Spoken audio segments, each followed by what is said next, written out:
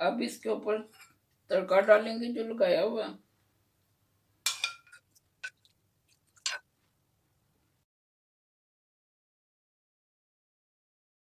अस्सलाम वालेकुम, क्या हाल चाल है। अल्लाह ताला आप सबको अपनी मान में रखे। आज आपके साथ रेसिपी शेयर करने लगी हूँ माश और चने की दाल। इसमें सबसे पहले जाएगा जी पानी। 3 गिलास मैंने पानी डाला है। अब इसके अंदर सुरख मिर्च है आधी चम्मच छोटी, वो शामिल करेंगे। हल्दी आधी छोटी चम्मच है, वो शामिल करूँगी। नमक 1 छोटा चम्मच है, उसे शामिल करेंगे।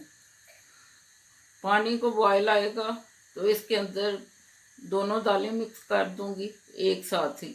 ये लहसुन है, वो शामिल की है, गुलाई में काट के डाला है, यानी कि 8-10 पीस हैं लहसुन की, वो डाले हैं। पानी बॉयल हो चुका है, अब इसमें डालेंगे ये दाल चने की है, इसको शामिल करेंगे। माश की दाल है, ये धुली हुई है, ये छिलकों वाली नहीं है। ये अदरक सब्ज मिर्च का पेस्ट है, इसे मैंने बना के फ्रीज किया हुआ है। जिधर हम रहते हैं ये दूर है दुकानें, इसलिए ये मंगवा के तो मैं फ्रीज कर लेती हूँ। ये 2 छोटे चम्मच जाएगा, वेट चल जाएगा। फिर इसे 5 मिनट लो फ्लेम पे रखेंगे।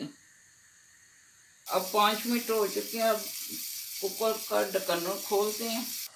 दाल हमारी हो चुकी है, अब इसे हल्की आंच पे इसी तरह बनाएंगे।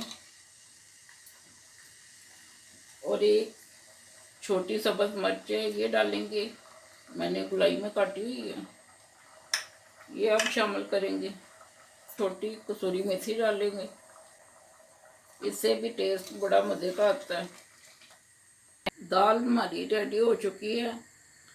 अब इसे दूसरे चूल्हे पे रखेंगे और साथ तड़का बनाएंगे। चलिए ये तड़का बनाते हैं। 1 इंच का मैंने प्याज लिया था, इसको लंबाई में काटा हुआ है।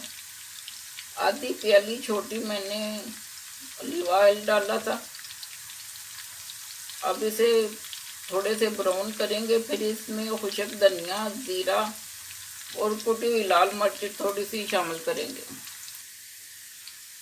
खुशक धनिया आपने हाथों में लेके इसे इस तरह मलना है, फिर आपने डालना है अंदर, इससे खुशबू बड़ी अच्छी आती है। इसी तरह जीरा आपने लेना है। ये देखिए, ये 1 छोटी चम्मच मैंने जीरा ली है और छोटी चम्मच ही खुशक धनिया था। इसे भी हाथ से मल के तो बीच में शामिल करना है। और थोड़ी सी कुटी हुई लाल मिर्च डालनी है। तड़का हमारा रेडी है, अब डिश आउट करते हैं। अब इसके ऊपर तड़का डालेंगे जो लगाया हुआ। थोड़ी सी अदरक डाली है कद्दूकश करके। 2 चम्मच बड़े धनिया डाला है। ले जी, हमारी मज़ेदार चना माश की दाल रेडी है तड़के वाली। बहुत ही मज़े की बनी है, आप भी ट्राई कीजिए और मुझे बताइएगा कि कैसी आपकी बनी है। दुआओं में याद रखिएगा। अल्लाह हाफिज़।